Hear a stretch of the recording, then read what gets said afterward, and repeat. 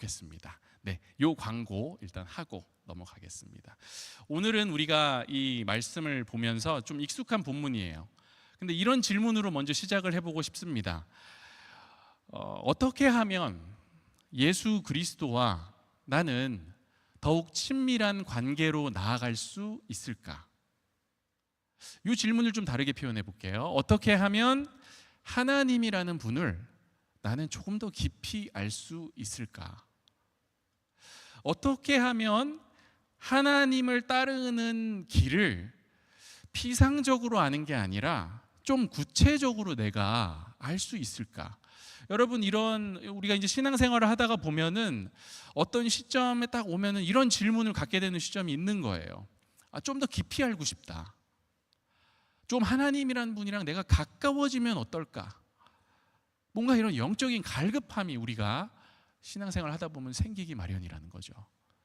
이 세 가지 질문, 여러분, 그러니까 주님과의 이 친밀함, 그리고 하나님 더욱 깊이 알아가, 하나님이 원하시는 길을 내가 구체적으로 좀 더 세부적으로 아는 거, 이런 질문들에 대한 해답은요, 여러분, 생각보다 가까이 있습니다.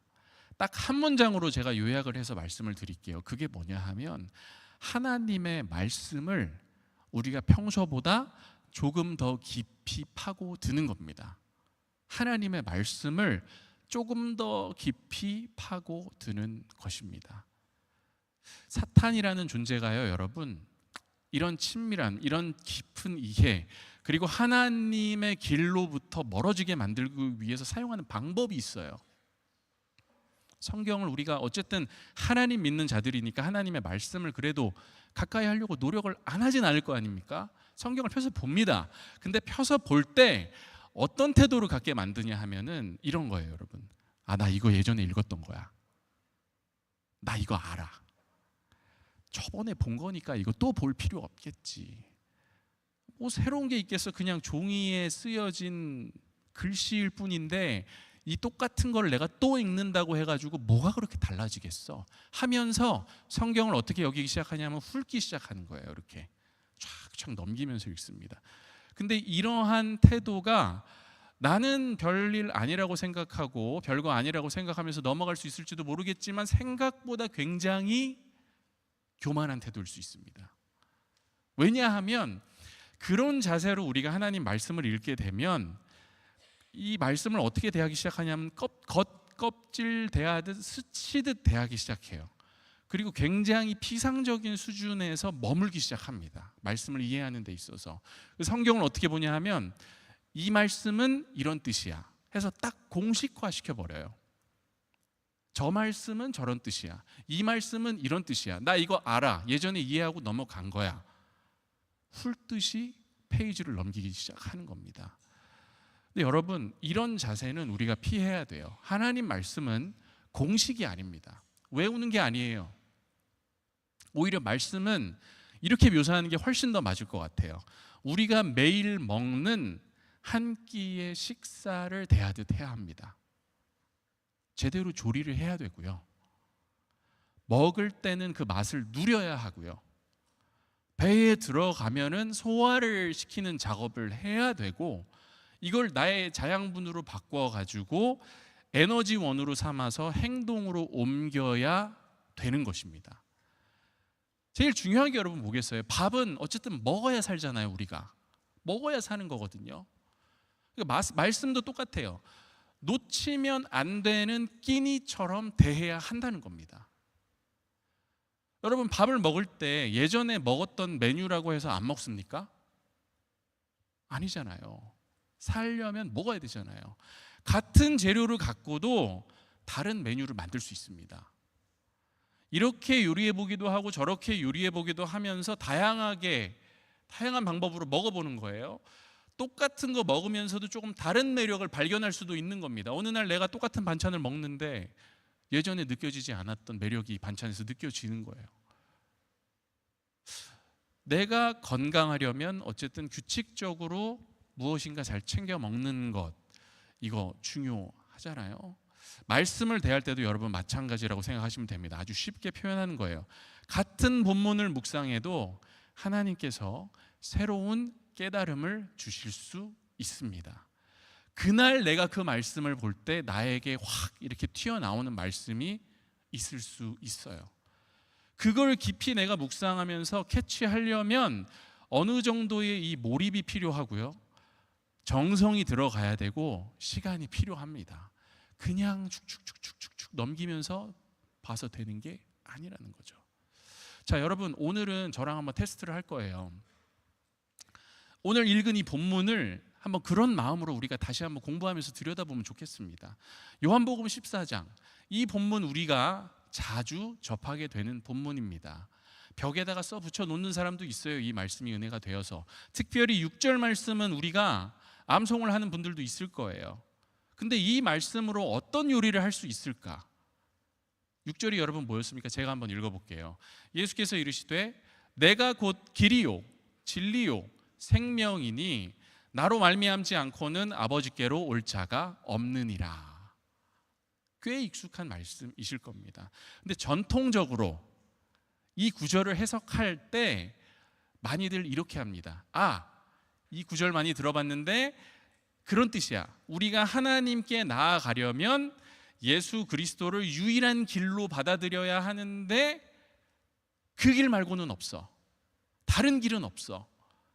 그래서 여러분, 이 구절은 기독교의 배타성을 뒷받침해 주는 구절로 많이 사용합니다. 변증할 때 많이 사용해요. 근데 여러분, 그렇게만 이 말씀을 여러분이 소화시키고 있다면 그거는 성경 해석을 너무 공식화해서 기계적으로 하는 거라는 겁니다. 이 본문은 이런 뜻이야. 넘어가자. 이게 아니다. 정말 과연 그럴까? 정말 주님이 이 말씀을 하셨을 때 기독교의 배타성이나 자신의 유일성을 주장하시기 위해 이 말씀을 하신 걸까?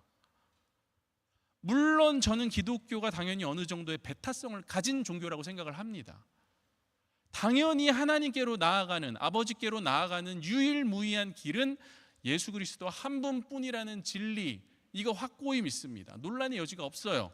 근데 지금 이 본문이 정말 그 얘기를 하려는 건가? 이 질문을 하는 거예요.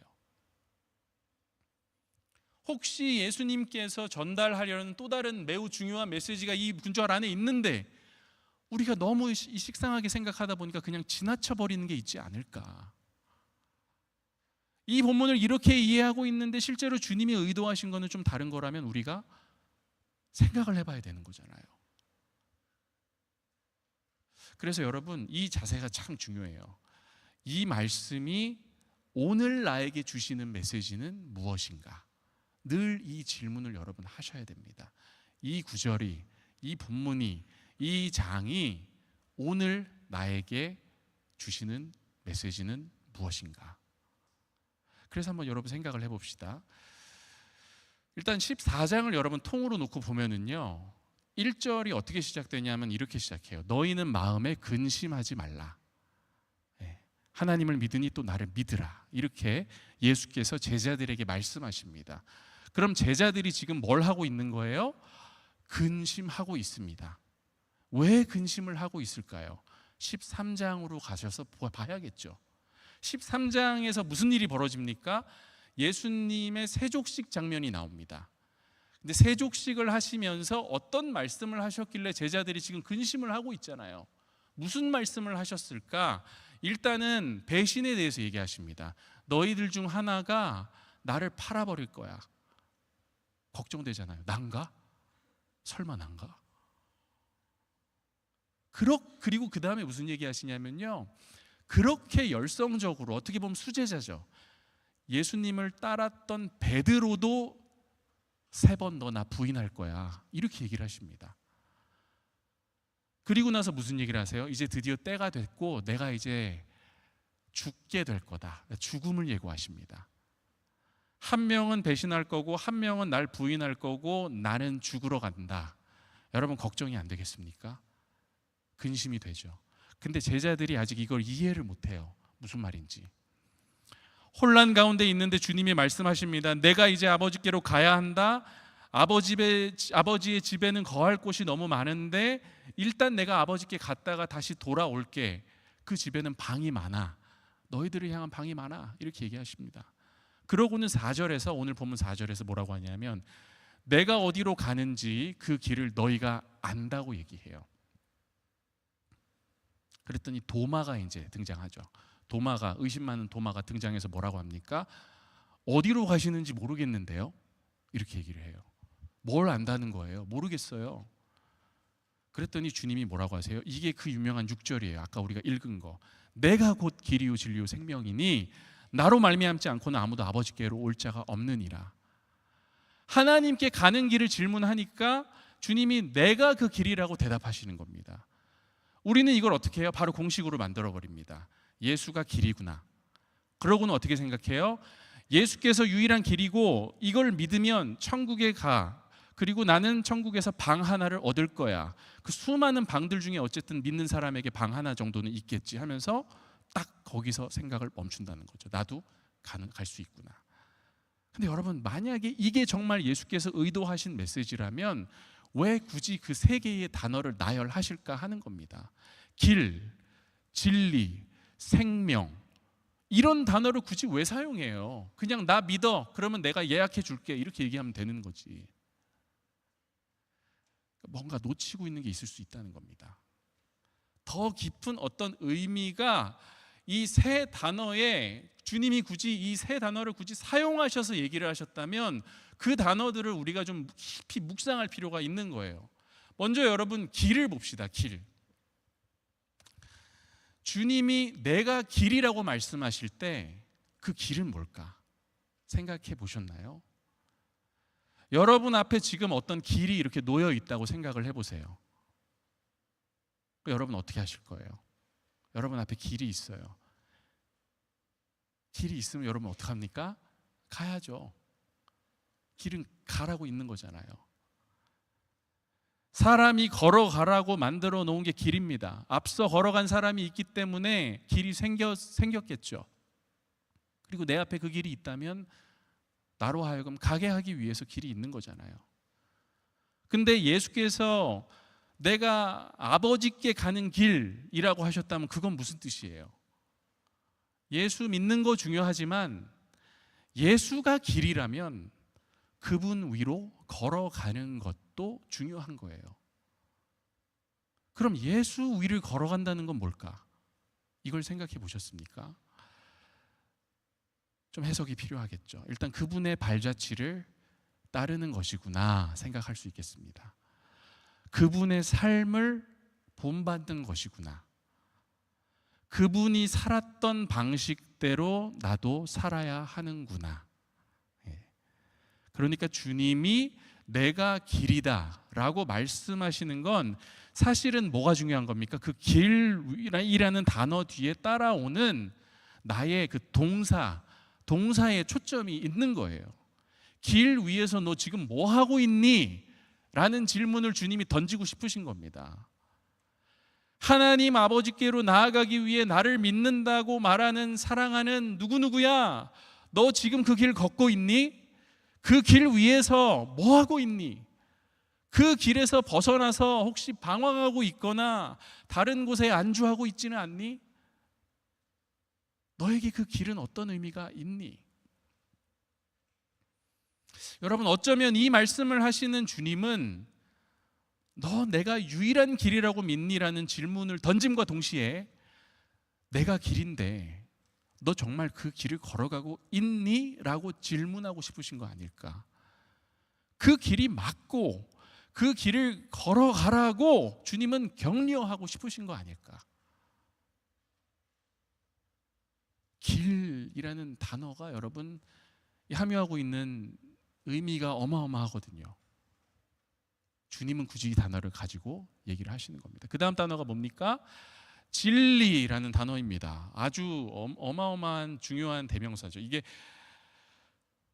대단한 단어입니다. 사람들 여러분 보통 진리를 말할 때 어떻게 얘기합니까? 진리라는 단어로 여러분 입술로 한번 설명을 해보세요 하면 여러분 어떻게 대답을 하실 거예요? 저는 이렇게 대답할 겁니까? 이렇게 대답할 거예요. 사실에 부합하고 참된 것, 즉 어떤 것이 사실로 받아들여진다는 뜻이죠. 진리라고 한다면 무엇인가를. 근데 여러분이 어떤 것이 진리이려면 사람들이 그것을 참으로 받아들여야 하고 또 주변 사람들 역시 현실에서 그걸 참으로 인정을 해줘야 합니다. 만약에 제가 이게 참이에요 라고 주장을 했다고 해봐요. 이게 참입니다. 근데 여기 계신 분들이 그거를 참으로 인정을 안 해줘요. 그러면 여러분 그게 진리라고 결론을 바로 내릴 수는 없어요. 왜 그럴까요? 반론이 나올 수 있잖아요. 그게 왜 진리가 아닌지를 반대하면서 반대 명제를 제시할 수 있는 거거든요. 그래서 여러분 무엇인가 내가 진리라고 어떻게 보면 우기는 건 가능해요. 근데 그게 사람들로 하여금 진리로 인정되기까지는 뭐가 필요합니까? 시간이 필요합니다. 그리고 그 주어진 시간에 나는 어떻게 해야 돼요? 이게 진짜라는 걸 증명을 해내야 되는 거죠. 다른 사람들의 입에서 그 진리를 주장하는 사람을 보면서 이제 저 사람이 말하는 게 뭔지 좀 알 것 같네. 저 사람이 진심이었구나. 저거 진짜로 얘기한 거네. 여러분 그 얘기가 나오기 시작하면 그게 진리를 증명하는 게 되는 겁니다. 예수님이 나는 진리다라고 말씀하셨어요. 그런데 그렇다고 해서 우리가 예수님을 가리키면서 여러분 이분이 진리라고 합니다. 믿으세요. 하면서 돌아다닌다고 하면 여러분 사람들이 그걸 믿어줄 것 같으세요? 절대 믿지 않아요. 세상 사람들은. 그럼 여러분 우리는 어떻게 해야 돼요? 그걸 살아내야 되는 거죠. 삶을 통해 이분이 진리라는 걸 내가 증명해낼 수 있어야 되는 거예요. 이거를. 저 사람이 성경대로 산다는 게 진리대로 살고자 애쓰는 게 기본적으로 깔려 있어야 이게 말이 되는 거예요. 그래서 예수께서 여러분 내가 곧 진리다라고 말씀을 하셨을 때 자, 내가 진리니까 이제 나가서 열심히 전하고 자랑해 하고 말씀하신 게 아닙니다. 예수님은 어떤 방법을 선택하셨습니까? 내가 진리인 거 맞지만 너희가 이걸 세상에서 증명하려면 살아내야 해. 그리고 나서 어떻게 해요? 일단 내가 먼저 보여줄게. 이거 어떻게 하는 건지. 그리고 어떻게 하십니까? 내가 죽었다가 사흘 만에 살아나서 내가 말한 게 진리라는 걸 증명해 보일게 하고 어떻게 하세요? 실제로 십자가에 못 박혀 돌아가시잖아요. 그리고 사흘 만에 무덤에서 다시 살아나셨잖아요. 말로만 하지 않으셨잖아요. 십자가로 자신의 육체를 내던지셨고 말씀하신 대로 돌아가셨고 장사된 지 사흘 만에 다시 살아 돌아오셨습니다. 여러분 진리는 우리의 입술에서 시작되는 거 맞아요. 그렇죠? 말해야죠. 선포해야 됩니다. 근데 더 중요한 건 뭡니까? 우리의 삶으로 그게 참되다는 걸 증명하며 살아야 되는 거예요. 근데 이제 요즘에는 어떤 사람들이 많습니까? 진리를 갖고 싸우기만 하는 사람들이 많습니다. 진리를 갖고 누군가를 공격하는 데에만 힘쓰는 사람이 있어요. 이거는 복음이라는 것의 의미를 완전히 놓치고 있는 거죠. 예수 그리스도, 복음, 좋은 소식, 기쁜 소식으로 우리에게 오신 분. 그 소식을 듣고 사람들이 주님께 나아오도록 하기 위해서 주님이 오신 거예요. 그래서 주님의 제자들이 그 복음을 살아내면서 사람들을 예수께 나아오도록 하는 것이 결국 주님의 뜻입니다.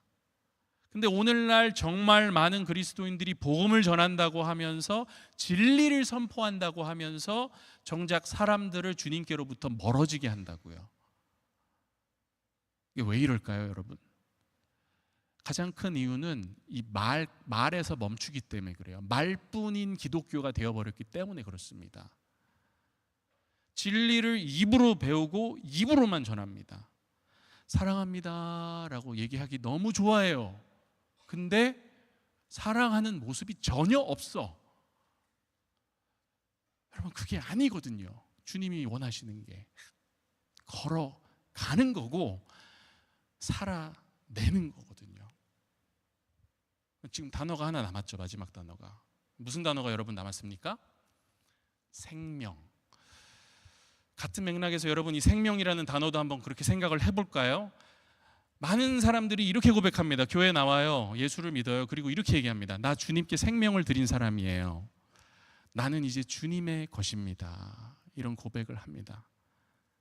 근데 여러분 그렇게 말하고 끝나는 게 신앙생활이 아닙니다. 내가 내 삶을 드렸으니까 됐지. 여기서 뭘 더 어떻게 해? 여러분 생명이라는 단어가 갖고 있는 뜻이 뭡니까? 살아있다. 생명이 있다는 건 호흡한다, 살아있다, 심장이 뛴다, 움직인다는 거잖아요. 그러니까 내가 언제 생명이 끝납니까? 호흡이 멈추면 끝나는 거죠. 그러니까 사실 거꾸로 얘기하면 호흡이 끊어질 때까지 계속 움직여야 된다는 거예요. 예수를 믿는다는 것, 호흡이 끊어질 때까지 계속되는 과정이라는 겁니다. 만약에 여러분이 나 예전에 예수 믿었지, 나 예전에 생명 드린다고 고백했어 하는 말을 하면서 실제로는 그 어떤 변화도 없이 계속해서 삶을 여러분들이 살아가고 있다면, 똑같은 모습이라면 어쩌면 여러분의 신앙에 생명력이 결핍되어 있는 것일 수도 있습니다. 내 신앙이 움직이지 않고 생기가 없고 굳어 있어. 여러분 그런 모습은 경계해야 되는 거예요. 예수께서 주신 생명은 정적인 게 아닙니다. 멈춰 있는 게 아니에요. 주님께 내 생명을 드렸습니다 고백하고 끝나는 게 아니라 아버지의 집 앞에 그 문을 두드리는 그 순간까지, 그 순간 내가 도달할 때까지 생명을 갖고 생기 있게 사는 거, 이게 생명이라는 단어가 갖고 있는 의미이겠죠. 내가 길이요 진리요 생명이니, 여러분 아직도 이 말씀이 예수 그리스도의 유일성과 복음의 배타성을 주장하는 거라고 생각을 하십니까? 그렇게 볼 수도 있겠죠. 그러나 이 말씀은 생각보다 너무나 무게감이 있는 말씀이고요, 너무 중요한 메시지를 담고 있는 것이기 때문에 우리가 말씀을 곱씹는 작업을 해야 된다고 말씀드리고 싶은 거예요. 그게 말씀을 대하는 우리의 자세가 되어야 합니다. 한 절만 더 보겠습니다. 12절을 오늘 우리가 읽었는데 저는 굉장히 혼란스러웠던 구절 중 하나입니다. 예전에도 그랬고 이번에도 읽는데 혼란스러워. 이게 12절 뭐라고 나와 있냐면, 내가 진실로 진실로 너희에게 이르노니, 우리 주님의 말씀이죠. 나를 믿는 자는 내가 하는 일을 그도 할 것이요 또한 그보다 큰 일도 하리니 이는 내가 아버지께로 감이라. 처음에 이 말씀 볼 때 잘 이해가 되지 않았어요. 왜 그럴까요? 여러분, 우리가 어떻게 예수님이 하신 일보다 더 크신 일을 합니까? 그렇지 않습니까? 말이 안 되잖아요. 근데 잘 생각해 보세요, 여러분. 내가 아버지께로 감이라. 그러면 예수님이 아버지께로 가시면 누가 오십니까? 사도행전에서 누가 오세요? 성령께서 오시죠. 예수께서 약속하신 성령께서 오신다고요. 주님이 이 땅에 계실 때는 아직 각 사람에게 성령께서 강림하는 본격적인 사건 전이에요. 근데 주님이 가세요. 그러면은 믿는 자들이 혼자 남게 되는 게 아니라, 혼자서 더 위대한 어떤 일을 한다는 그런 의미가 아니라, 여러분, 이 땅에서 예수 그리스도를 나의 구주로 고백하며 길을 걸어가고 진리를 살아내고 생명을 다해 가는 이들 가운데 누가 동행하신다는 겁니까? 성령께서 동행하신다는 약속을 주신 거예요. 그래서 더 놀라운 일들을 보게 될 것이라고 약속을 하시는 겁니다. 조금 풀리는 것 같았어요. 어쩌면 주님이 그림 그리고 계시는데 전체적인 스케치를 마치고 딱 아버지께로 가신 거예요. 자, 그럼 그 그림을 이제 누가 완성해 나갑니까? 우리가 완성해 나가는데 우리 혼자 하는 게 아니라는 거예요. 성령께서 우리와 동행하시며 그 아름다운 그림을 완성해 가신다는 거죠. 어쩌면 그 완성을 향해 가는 길목에 우리가 있기 때문에 더 위대하고 더 크고 더 아름답고 더 소중한 일들을 많이 너희가 경험할 거야 라고 주님은 말씀하시는 거 아닐까. 오늘은 여러분 성령께서 우리에게 오신 오순절 성령 강림을 기념하는 기독교 절기 주일입니다. 궁금하신 분들은 사도행전을 펼쳐서 읽어보세요. 훑지 마시고 자세히 읽어보세요. 성령 강림절이라고 합니다. 여러분, 우리는 결코 혼자 걷지 않습니다. 우리는 이 길 위에서 성령과 함께 걷고 성령과 함께 살아내고 성령과 함께 호흡합니다. 처음에는 예수님이랑 12제자로 시작했어요. 근데 이제는 그 숫자에 국한되지 않습니다. 예수 그리스도를 구주로 고백하며 걸어가는 자들 가운데 성령이 함께 하신다라는 약속을 주셨어요. 이게 오늘날에도 이루어지고 있습니다. 그러니까 주님이 여러분 이 땅에 거니실 때는 특정 지역, 팔레스타인 지역이죠 여러분, 특정 인물에 국한되어 있던 이 계시의 역사가 사도행전의 오순절 성령 강림 사건 이후부터는 무제한적으로 확대되기 시작합니다. 주님께서 이 위대한 복음의 역사, 성령의 역사를 길 위에 예비해 두신 거예요. 사랑하는 여러분, 우리가 오늘도 그 길 위에서 함께 가고 있는 것입니다. 말씀을 다시 한번 읽어볼게요. 예수께서 이르시되 내가 곧 길이요 진리요 생명이니 나로 말미암지 않고는 아버지께로 올 자가 없느니라. 늘 지나치던 말씀이었다면 오늘 이 말씀이 우리에게 조금 더 깊이 와서 닿기를 간절히 바랍니다.